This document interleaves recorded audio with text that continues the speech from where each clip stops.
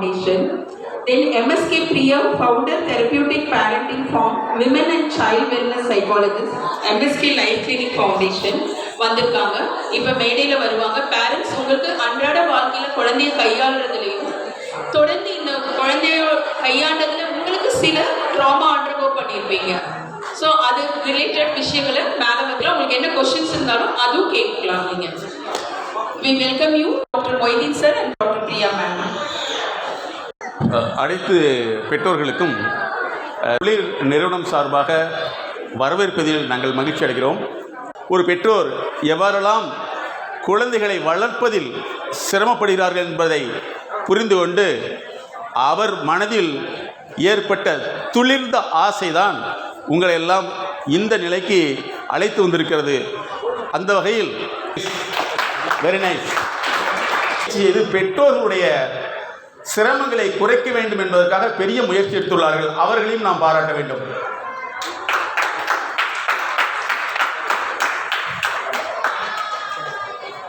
உங்களுக்கு ஒரு கவலை இருக்கலாம், எல்லா பெற்றோர்கள் மாதிரி என்னால் ஏன் இருக்க முடியவில்லை என்று. ஆனால் உண்மையில் ஒன்றை சொல்கிறேன்.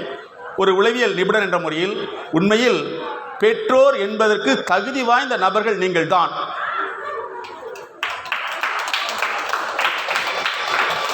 உங்களுடைய மனதில் உங்களுடைய குழந்தை இயல்பு நிலையிலிருந்து மாறி இருக்கிறது என்று நினைத்துக் கொள்ளலாம், அல்லது அதை நினைத்து வருத்தப்படலாம். குடும்ப உறவுகளால் நீங்கள் அவமானப்படுத்தப்பட்டிருக்கலாம். ஆனால் உண்மையில் நீங்கள் கடவுள் என்று வைத்துக் கொண்டாலும் சரி, அல்லது இயற்கை என்று வைத்துக் கொண்டாலும் சரி, ஒரு குழந்தைக்கு எதெல்லாம் தேவை என்பதை புரிந்து கொண்ட பெற்றோர் நீங்கள் தான். சாதாரண நிலையில் ஒரு குழந்தை இருக்கிறதுனா அந்த குழந்தைக்கு அந்த பெற்றோர்களுக்கு படிப்புக்கு வைக்கிறது அப்படிங்கிறது ஒரு பெரிய நிறுவனத்தில் கொண்டு போய் அந்த குழந்தையை இணைப்பது மட்டுமே வேலையாகி விடுகிறது. ஆனால் ஒரு குழந்தையுடைய அறிவு, நடத்தை, செயல் எதெல்லாம் தேவை என்பதை உங்களால் மட்டுமே உலகத்தில் புரிந்து கொள்ள முடிந்திருக்கிறது. உதாரணமாக ஒரு குழந்தை இருக்கிறது, நாம் சொல்வதை கேட்கவில்லை, நாம் சொல்லக்கூடிய வார்த்தையை டீகோடிங் என்று சொல்லக்கூடிய சொல்லுடைய வார்த்தையை செயலாக்கம் பண்ணுவதில் இடைவெளி தூரம் அதிகமாக இருக்கிறது, அல்லது செயலாக்கத்தில் மாறுபட்டு இருக்கிறது என்பதை நீங்கள் மட்டுமே புரிந்து கொள்ள முடியும். சாமானிய நிலையில் உள்ளவர்களால் புரிந்து கொள்ளவே முடியவில்லை.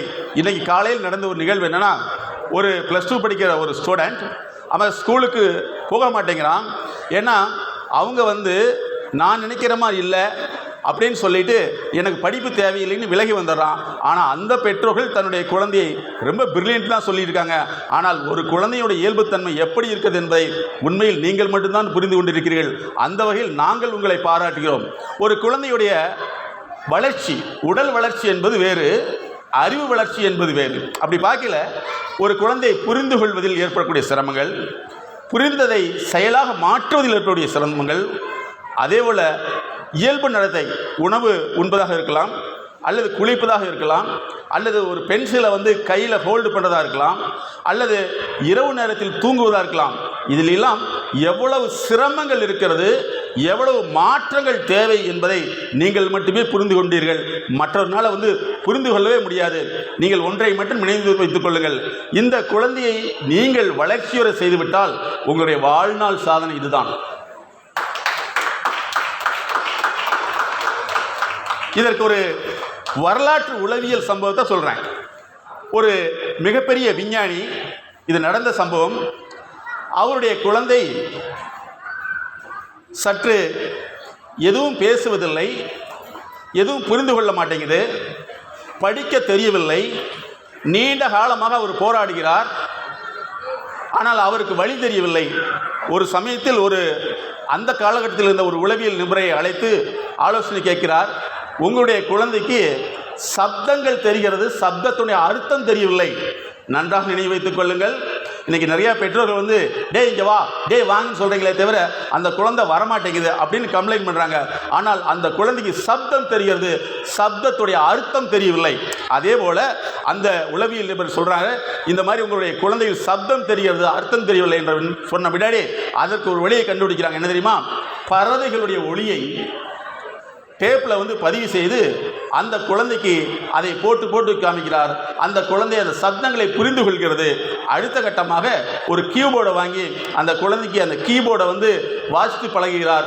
அந்த குழந்தை அந்த சப்த ஒலிகளை, அர்த்தமற்ற ஒலிகளாக நாம் கருதக்கூடிய அந்த சப்த ஒலிகளை மனதில் பதிய வைத்து திரும்ப செய்கிறது.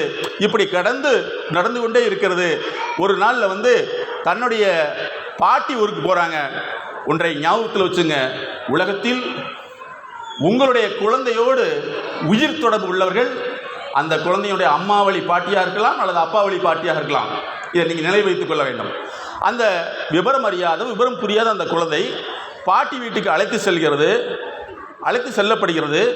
அங்கு அந்த பாட்டியை பார்க்கவே இல்லை பல ஆண்டுகளாக. பார்த்தவுடன் அந்த குழந்தைய அந்த தாத்தா பாட்டியோடு உணர்வு ரீதியாக இணைந்து விடுகிறது.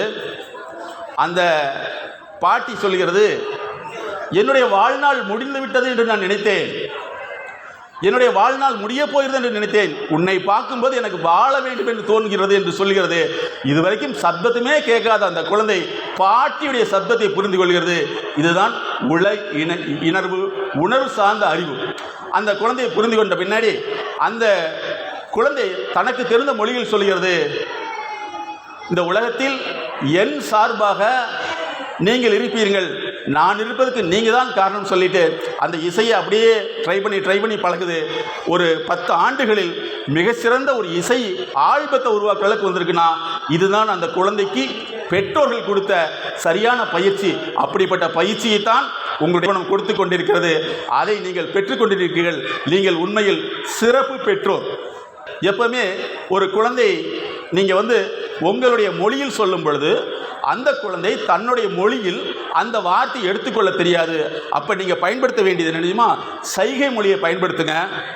ஒரு தடவை சொல்லி அந்த குழந்தை கேட்கலைன்னா ஒரு தடவை சொல்லி கேட்கவில்லை என்று பொருள் அல்ல. ஒரு தடவை அந்த குழந்தைக்கு பத்தாது என்று நீங்கள் புரிந்து கொண்டு தொடர்ந்து போர் அடிக்காமல் வெறுப்பு கொள்ளாமல் குழந்தையோடு இணைந்து செயல்படுங்கள். அந்த குழந்தை மிகச்சிறிய சாதனை குழந்தையாக மாறும். அதற்கு ஏகப்பட்ட உதாரணங்கள் இருக்கிறது. அதே போல் குழந்தை வந்து அழுகிறது என்று சொன்னால் உங்களுக்கு எல்லாமே சொல்லியிருப்பாங்க. அந்த குழந்தை ஏதோ ஒரு விஷயத்தில் உணர்வு ரீதியாக அட்டாச்மெண்ட்டில் இருக்குன்னு அர்த்தம். 2ஆம் உலக போகிறப்ப ஒரு நடந்த நிகழ்வு. அப்போ நிறைய பெற்றோர்கள் வந்து போர் காலகட்டத்தில் வந்து போரில் பாதிக்கப்பட்டு இறந்து விட்டார்கள். அப்போ லட்சக்கணக்கான குழந்தைகளை ஒரு இடத்துல வச்சு எப்படி அவங்க அதை தூங்க வைக்கணும்னு தெரியல. ஆனால் ஒரே டயத்தில் வந்து எல்லா குழந்தையும் யூரின் பாஸ் பண்ணிடுது. அப்போ அத்தனை குழந்தைகளை மெயின்டைன் பண்ணுறது சிரமமாகிடுது. அந்த சமயத்தில் நடத்தை உளவியல் நிபுணர்கள் மூலமாக ஆய்வு செய்கிறார்கள். அப்போ ஒரு விஷயத்தை கண்டுபிடிக்கிறாங்க, இந்த குழந்தை படுக்கும் பொழுது பொம்மை விளையாண்டு கொண்டிருக்கிறது. அந்த பொம்மையை பிடுங்காமல் அதை வாங்காமல் அந்த குழந்தையோடு படுக்க வைத்து விடுங்கள்னு சொல்கிறாங்க. அதுக்கு பின்னாடி பார்த்தீங்கன்னா யூரின் பழக்கமே இல்லை. அப்போ உங்கள் குழந்தை அடம்பிடிக்கிறதா அல்லது தேவை என்பதை அது தன்னுடைய மொழியில் வெளிப்படுத்துகிறதா என்பதை நீங்கள் புரிந்து கொண்டால் நிச்சயமாக நீங்கள் சாதனை பெற்றோர்களாக மாற முடியும். அதனால தான் எங்களுடைய நிறுவனம் வந்து ஒரு பெற்றோர் சிகிச்சை முறையில் இருக்க வேண்டும் என்பதற்காகவே தெரப்யூட்டிக் பேரண்டிங் உருவாக்கி இருக்கிறது. உங்களுடைய மிக விரைவில் வெளியீடுகள் வரும். அதனால் நீங்கள் வந்து உங்களுடைய குழந்தைகள் பற்றி கவலைப்படாதீங்க. நீங்கள் மற்றவர்களை விட 1000 மடங்கு ஒரு குழந்தைக்கு என்ன இயல்பு தேவை என்பதை புரிந்து கொண்ட பெற்றோர்கள் நீங்களாகத்தான் இருக்க முடியும். அதேபோல் சில சமயங்களில் வந்து அந்த குழந்தைக்கு பசியை அதிகமாக உணரும் அல்லது பசியை உணர தெரியாது. இந்த சமயத்தில் வந்து உங்களுடைய பசி இந்த குழந்தைக்கு இவ்வளோதான் இருக்குன்னு சொல்லி அந்த உணவை அதிகமாக திணிப்பதை விட்டுவிட்டு அந்த குழந்தையை ஃப்ரீயாக விளையாட வச்சுட்டிங்கன்னா அந்த குழந்தை விருப்பப்பட்டு பசி ஏற்கும் பொழுது அது உங்கள்கிட்ட வரும். அந்த சமயத்தில் கொடுத்த போதும். அதை விட்டுட்டு என்னுடைய வேலை முடிந்துவிடும் என்ற எண்ணத்தில் நீங்கள் செய்யக்கூடாது. அதே மாதிரி இன்னொன்றை நினைவில் வைத்துக் கொள்ளுங்கள். உங்களுடைய உறவினர்கள்ட்ட வந்து எந்த உறவினர் இந்த குழந்தையோடு அட்டாச்மெண்ட்டாக இருக்காங்க, அதாவது இணைப்பாக இருக்காங்களோ, அதே மாதிரி இந்த குழந்தை யாரோடு இணைப்பாக இருக்கிறதோ அந்த குழந்தைகள் அந்த நபர்களோடு அதிகமாக பழகுவதற்கு ஏற்பாடு செய்து கொள்ளுங்கள். அது நிச்சயமாக அந்த குழந்தையுடைய மன வளர்ச்சி அதிகமாக உதவும். அதே மாதிரி சில குழந்தைகளுக்கு வந்து எதெல்லாம் ரொம்ப அன்ஈஸியாக இருக்கும்னா குளிக்கிறது, முகத்தை கழுவுறது, அதுக்கடுத்து வந்து பார்த்திங்கன்னா அவங்க படுக்க எந்த டைரெக்ஷனில் படுக்கணும்னு தெரியாமல் இருக்கும். இதெல்லாமே வந்து தனிப்பட்ட முறையில் அந்த அறிகுறிகள் அடிப்படையில் ஆலோசனை எடுத்துக்கொண்டால் உங்களுடைய குழந்தைகளை சாதனை குழந்தைகளாக மாற முடியும். எப்பொழுதும் உங்களுடைய குழந்தையை நீங்கள் மற்ற குழந்தைகளோடு ஒப்புமை செய்யாதீர்கள். மற்ற குழந்தை அது ஃபர்ஸ்ட் மார்க் எடுத்திருந்தாலும் அந்த பெற்றோர்களுக்கு அந்த குழந்தையை பற்றி தெரியாது. ஆனால் உங்களுக்கு மட்டுமே உங்களுடைய குழந்தைக்கு என்ன தேவை, கற்றல் தேவையா, எழுதுதல் தேவையா, புரிந்து கொள்ளுதல் தேவையா, புரிந்ததை வெளிப்படுத்தல் தேவையா, வெளிப்படுத்தும் பொழுது அதே வார்த்தையில் அதே துணி வெளிப்படுத்துதா, உணர்ச்சிகளை எவ்வாறு வெளிப்படுத்த வேண்டும், இதெல்லாம் குறைபாடு இருக்கிறது அல்லது இதெல்லாம் சரி செய்ய வேண்டும் என்கின்ற குழந்தையை பற்றிய உளவியல் அறிவு உங்களுக்கு மட்டும்தான் இருக்கிறது. ஆகவே நீங்கள் மிகச்சிறந்த பெற்றோர்கள் என்பதை நீங்கள் மனதில் வைத்துக் கொள்ளுங்கள். உங்களுக்கு ஏன் இந்த பிரச்சனை வந்தது? நிறைய பெற்றோர்கள் எங்கிட்ட கூட கேட்பாங்க, நான் நல்லதுதான் செய்கிறேன், எனக்கு ஏன் இந்த கடவுள் இப்படி விதிச்சிட்டான்னு சொல்கிறாங்க அப்படின்னு கேட்பாங்க. நாங்கள் சொல்கிறது, கடவுள் உங்களை விதித்ததனால்தான், மதித்ததனால்தான், விரும்பியதால்தான் ஒரு குழந்தையுடைய சாஃப்ட்வேர் எப்படி இயங்குகிறது என்பதை உங்களுக்கு காட்டிக் கொடுப்பதற்காகவே இதை செய்துள்ளார்கள். ஏற்பட்டதனுடைய விளைவுதான் இந்த சமுதாயத்தில் உங்களை மூட பெற்றோர்களை சாதனை பெற்றோர்களாக மாற்ற வேண்டும் என்ற நோக்கோடு இந்த அமைப்பை நடத்தி வருகிறார்கள். அதற்கு எங்களுடைய நிறுவனம் எப்பொழுதும் துணை இருக்கும் என்று கேட்டுக்கொண்டு உங்களுடைய சந்தேகங்களை கேட்கலாம். அதேவேளை அடுத்தபடியாக உளவியல் சகோதரி பிரியா மேடம் அவர்கள் கொஞ்சம் நிறைய இன்ட்ராக்ஷன் பண்ணுவாங்க. இதிலிருந்தும் நீங்கள் விஷயங்களை கேட்டுக்கொள்ளலாம். Thank you.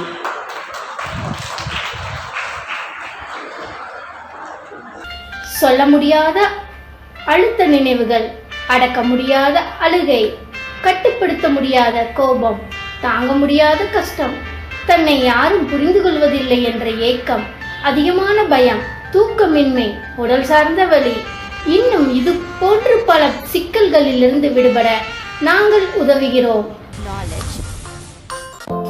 MSK Life Clinic Foundation